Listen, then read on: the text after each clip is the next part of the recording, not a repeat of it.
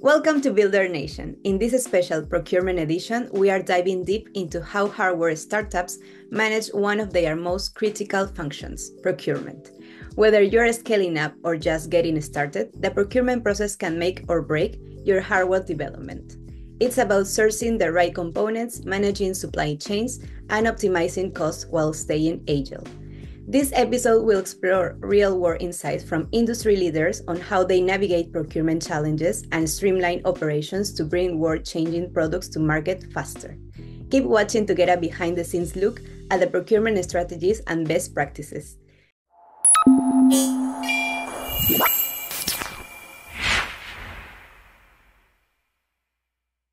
Today, we are joined by Rahul Dhond, Head of Supply Chain at REGENT. Welcome, Rahul. Thanks for joining us today.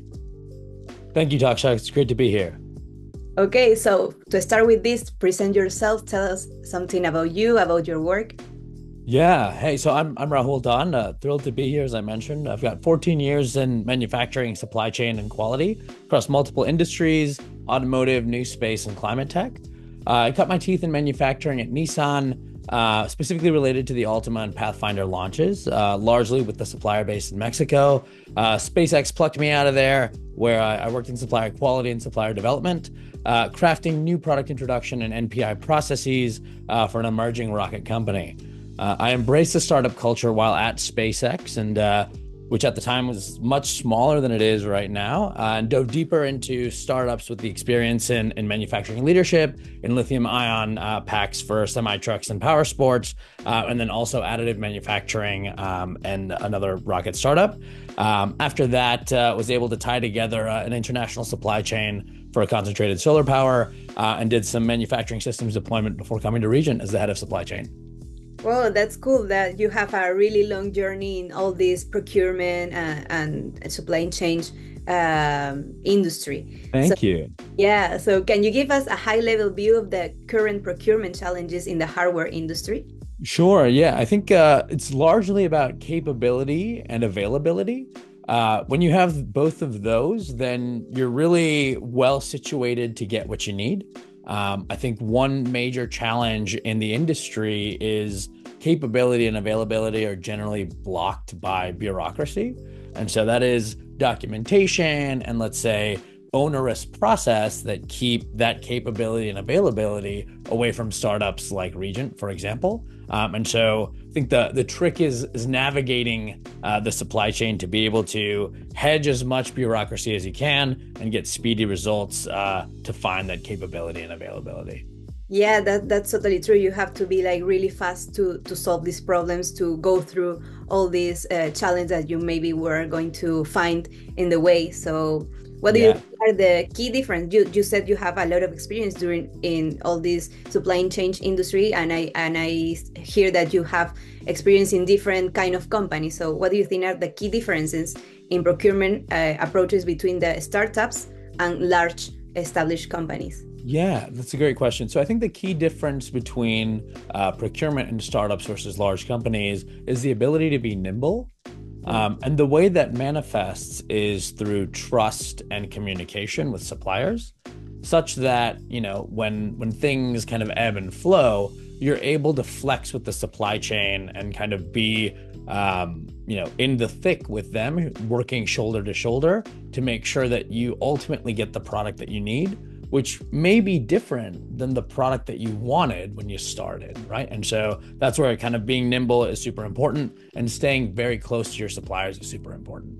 Versus some of the larger companies, they have a lot of documentation or a lot of process as a proxy for some of that trust and communication.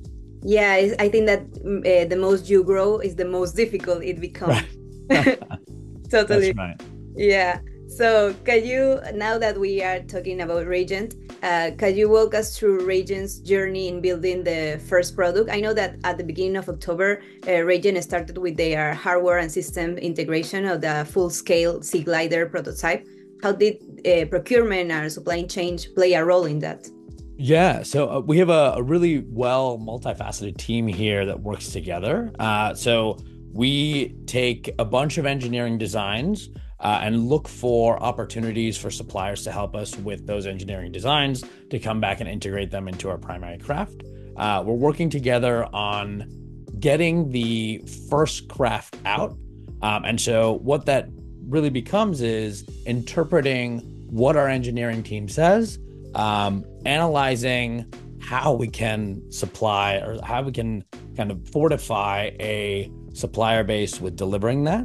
And then working with suppliers to make sure that as things change, we can communicate that back and forth. Wow, that's really cool. And I hear that also, as we said, the most you grow, the most difficult it become. So what do you think are the biggest challenge for you, or the biggest decision that you had to take in this procurement journey, with REGENT? What do you think is the most challenge? I think most challenging procurement decision. Yeah, I think the most challenging procurement decision is who to kind of establish relationships with.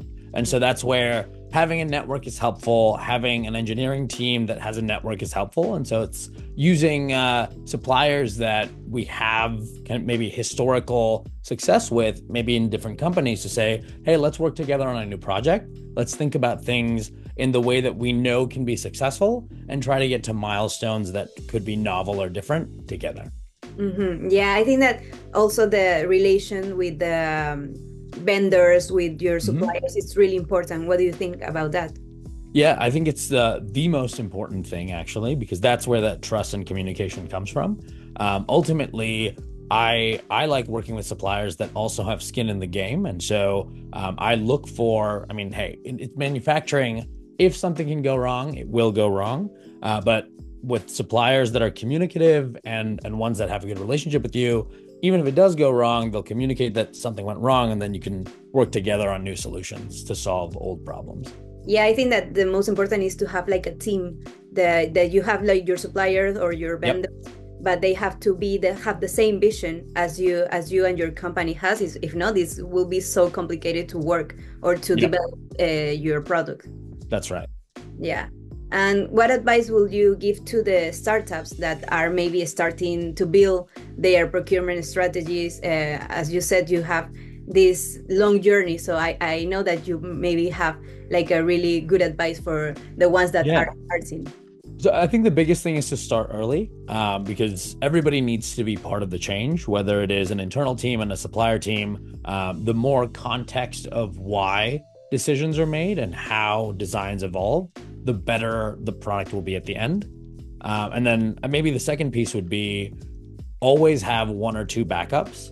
Now, whether that backup is a secondary supplier or an alternative design, every single component on whatever product you're building needs to have these substitutions or these opportunities for an oopsie to be corrected with a different solution. Yeah, that's totally true, because I also talk with other people that told me like, oh, in 2020, when we have the COVID and everything, there are many suppliers that close or have to stop working, so they have to find a different solution. Yep, absolutely. And so in those kinds of scenarios as well, there can't be any task that's beneath you in a supply chain. That includes flying somewhere, picking up parts and bringing them back, or finding different ways to still achieve the final product design, even if it's in an unorthodox way. Yeah, that's true. And to manage all this procurement and supply chain, you have any specific tool that you use to control the costs without slowing down the team? It's more of a method than a tool. So I like to use probability and kind of data science wherever I can. And so that can be very rudimentary as well in the approach to say, okay, cool. We know through historical experience or initial data that some suppliers are really good at very complex components. Some suppliers are very good at simple components and certain materials. So kind of matching those capabilities to those design elements always works. Then it's just about kind of managing behavior and performance versus trying to like blast components out into the supply chain and manage a bunch of quotes and what have you. Ultimately, for a startup, it's speed that is the most important. So being able to cater to that speed always kind of drives down cost from an ultimate product delivery standpoint. Yeah, that's true. And do you think that maybe these technologies that we have nowadays are going to impact in 5-10 years? What do you think about that?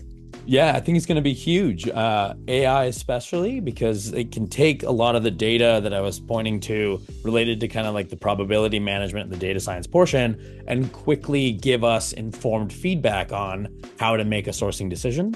And so that's where we're actively working on how to build out these healthier data sets and really value data integrity as a core tenet so that we can kind of use AI in the future to tell us more about our supply chain. Yeah, that's totally true, because now that we have, I mean, AI exists since many years, but now it's like like huge impact everywhere. And I know that also in procurement is a huge impact too. And the automation for everything, I think will help startups to streamline their procurement process too. Absolutely. Yeah, so well, to finish with this interview, what is the advice for a company that is starting now? I know that I asked you about the tools, about the challenge, but now I really a focused advice, the one that you think is the number one advice for a company that is starting now. And what do you think are the most common procurement pitfalls to avoid for them? Yeah, I think the biggest pitfall to avoid is hitching your wagon to only one solution. And so that's where if you can spread out as many of your solutions as possible and kind of bet on a handful of different supply chain strategies, you'll be in a better position to make one of them work. Ultimately, you need one supply chain strategy to work in order for that product to be successful or that entire strategy to yield fruit, right? And so I think that's the biggest thing that I would say to avoid procurement pitfalls like delays and what have you. Yeah, because I think that if you have delays, you delay also the product, you delay everything. Like it's like a whole line that you put it like down. Exactly. Yeah. So, well, thank you so much, Rahul, for being here and share all your valuable insights with us. Thank you so much for having me. Yeah. Cheers. It was really cool to hear your ideas and learn from you, learn how this supply chains and procurement works in REGENT too. And for everybody that is watching, be sure to visit our website, buildernation.io. You can also connect with us on LinkedIn by following Builder Nation for the latest updates and exclusive content. Rahul, do you have a social media website that you want to share? I would say, please find me on LinkedIn and happy to connect. Okay, perfect. So thank you all for being part of this amazing community. We will see you in the next episode. And a special thanks again to Rahul for joining us today.